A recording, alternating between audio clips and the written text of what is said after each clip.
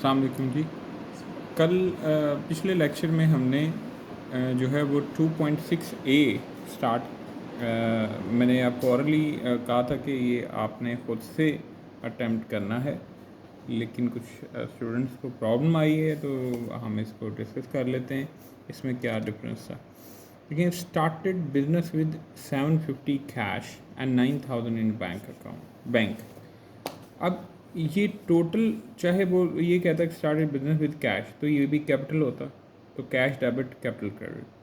और 9000 भी से भी स्टार्ट हुआ है, यानी 9000 बैंक में रखवा है, तो bank account debit capital credit. तो आप क्या करोगे, इन दोनों को डेबिट करोगे और कैपिटल को क्रेडिट करोगे, यानी कैश डेबिट, बैंक डेबिट और कैपिटल क्रेडिट। ये एंट्री कैसे होगी मैं आपको दिखा देता हूँ। ये ज़रा देखें, ये बैंक अकाउंट डेबिट हुआ है, तो ये कैश को क्रेडिट किया हुआ है, जबकि गलत है। आपने कैश को भी डेबिट करना है और टू कैपिटल अकाउंट क्रेडिट करना है, कैपिटल अकाउंट। और ये टोटल अमाउंट 9000, ये 750, ये तो क्रेडिट होगी 9750 से। अब नेक्स्ट क्या है जी, received a loan, received a loan of 2000 from B plan by cheque. आपने लोन रिसीव किया है तो लोन अकाउंट डेबिट होगा क्योंकि क्रेडिट होगा, और लायबिलिटी राइज हुई, और बैंक अकाउंट डेबिट होगा क्योंकि आपके बैंक में पैसे आए हैं। उसके बाद next, bought a computer for a cash, तो कंप्यूटर अकाउंट डेबिट और कैश क्रेडिट, ये ठीक हुआ है। उसके बाद डिस्प्ले, बॉट डिस्प्ले इक्विपमेंट, तो डिस्प्ले अकाउंट डेबिट होगा और क्लियर अकाउंट लिमिटेड क्रेडिट हो जाएगा। टुक 200 आउट ऑफ बैंक, तो बैंक क्रेडिट हो जाएगा और कैश डेबिट हो जाएगा, कैश डेबिट और बैंक क्रेडिट क्योंकि बैंक से निकले हैं पैसे। रीपेड,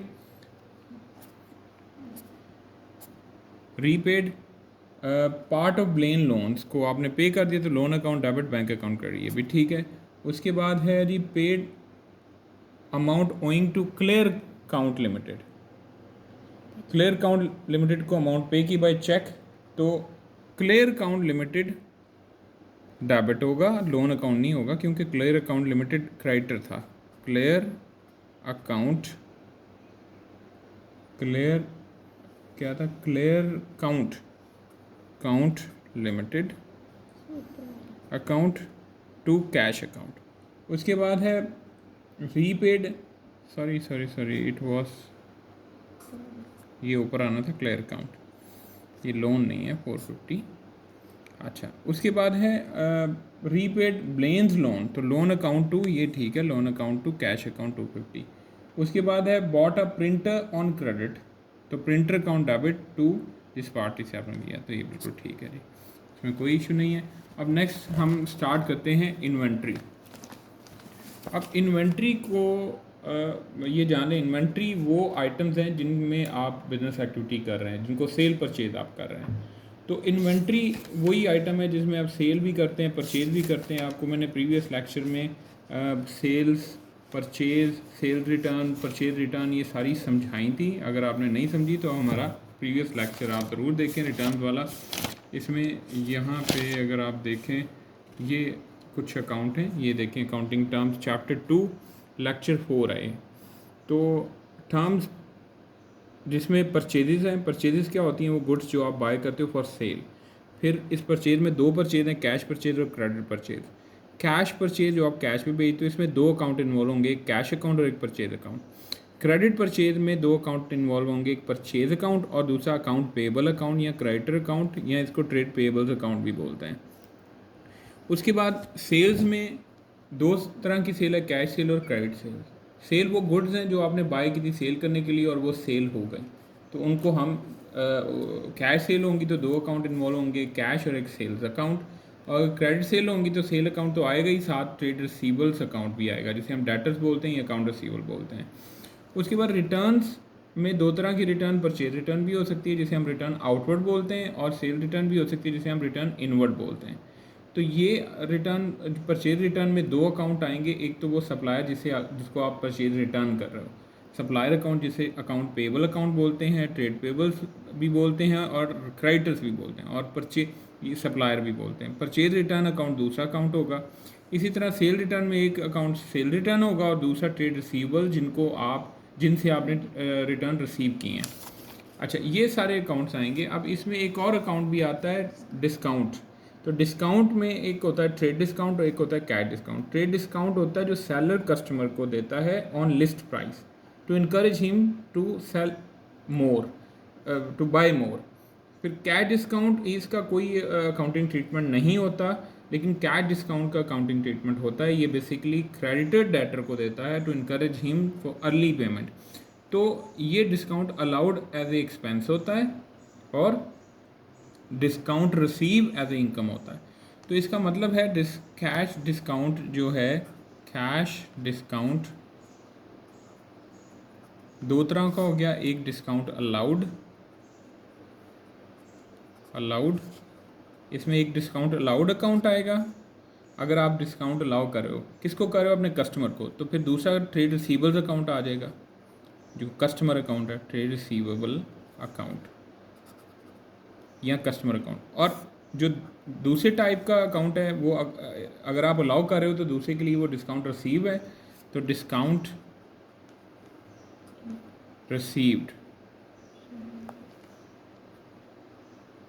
डिस्काउंट रिसीव्ड अकाउंट आएगा एक। ये आपकी इनकम होगी और ये क्रेडिट होता है, ये याद रखिएगा। ये आपकी इनकम रेवेन्यू है या इनकम, और ये आपका एक्सपेंस है। मैं लिख रहा हूँ, ठीक है। ये डेबिट होता है, ये क्रेडिट होता है, ठीक है। एक्सपेंस डेबिट होता है, रेवेन्यू क्रेडिट होता है। तो अगर ये डेबिट होता है तो क्रेडिट क्या होगा? ट्रेड रिसीवेबल, ठीक है। तो ये डेबिट होगा और ये क्रेडिट होगा। इस तरह आपकी एंट्री कंप्लीट हो जाएगी। इसी तरह अगर डिस्काउंट रिसीव होगा, यानी अगर आप खुद डेटर हैं और आपने अपने सप्लायर से डिस्काउंट लिया है, तो डिस्काउंट रिसीव क्रेडिट होगा और डेबिट होगा trade payables account, trade payable account. तो ये आपका क्या होगा? ये क्रेडिट होगा और ये डेबिट होगा, ठीक है। ये एंट्री आपकी कंप्लीट हो जाएगी। इसी तरह इसमें अगर देखें तो ये कैश अकाउंट आपका जो परचेज करते हो तो ये क्रेडिट होगा और परचेज अकाउंट डेबिट होगा, ठीक है। क्योंकि कैश आपसे आउट हुआ, ये क्रेडिट होगा। और परचेजेज आपकी इन्वेंट्री है, एसेट है, तो ये आपका डेबिट होगा। इसी तरह क्रेडिट परचेज में फिर परचेज आपका क्या होगा? डेबिट होगा। और ट्रेड पेबल्स आपकी लायबिलिटी हैं, ये क्रेडिट होगा क्योंकि लायबिलिटी हैं। उसके बाद अगर आप देखें सेल्स, तो कैश सेल आपकी अगर हुई है तो कैश आपका या बैंक आपका डेबिट होगा क्योंकि एसेट है, और सेल्स आपका रेवेन्यू है इसलिए ये क्रेडिट होगा, ठीक है जी। इसी तरह क्रेडिट सेल में ट्रेड रिसीवेबल्स अब डेटर्स होंगे, वो एसेट होंगे तो वो आपके डेबिट होंगे, और सेल्स रेवेन्यू है तो वो क्रेडिट होगा, ठीक है जी। ये अभी आपकी एंट्री कंप्लीट हो गई। उसके बाद रिटर्न हैं। तो रिटर्न जब होती है, जैसे परचेज रिटर्न है, तो आपकी लायबिलिटी रिड्यूस हो रही है, तो ट्रेड पेबल्स आपके क्या हो जाएंगे? डेबिट हो जाएंगे, यानी ये आपके डेबिट हो जाएंगे, और परचेज रिटर्न आपकी क्रेडिट हो जाएगी क्योंकि परचेज इन्वेंट्री थी, इन्वेंट्री अब आउट हो गई, एसेट रिड्यूस हो गया तो क्रेडिट हो जाएगा, ठीक है जी। मैं यहाँ लिख रहा हूँ एसेट रिड्यूस हुआ। सेल्स रिटर्न आपकी इन्वेंट्री इंक्रीज करता है, यानी आपके कस्टमर ने आपको चीज़ें वापस दे दी हैं, वो आपकी इन्वेंट्री बन गई, तो वो आपका डेबिट होगा। और ट्रेड रिसीवेबल्स आपका जो कि एसेट है, अब उसने अब आपको कम पैसे पे करने हैं, इसलिए वो क्रेडिट होगा, ठीक है जी। ये सारी मैंने आपको बता दी हैं, आप ज़रा इसको गौर से देख लीजिए, ठीक है। इनको भी देख लीजिएगा। अब हम इसके डायरेक्ट क्वेश्चंस पे आते हैं। तो डायरेक्ट क्वेश्चन में मैं यहाँ पे इन्वेंट्री, चैप्टर इन्वेंट्री लिख रहा हूँ, इन्वेंट्री, ठीक है जी। और इन्वेंट्री के क्वेश्चंस में आ जाते हैं।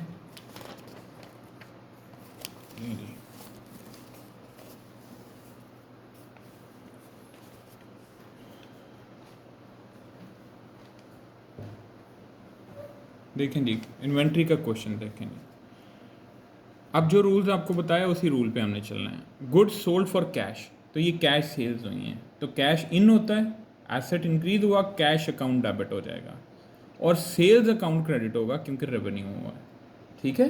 सेल्स रेवेन्यू है तो cash account debit, sales account credit. फिर van bought on credit from H Thomas, van buy की है तो वही एसेट अकाउंट आ गया, तो बॉट वैन अकाउंट डेबिट हो जाएगा और थॉमस अकाउंट क्रेडिट। ठीक है जी।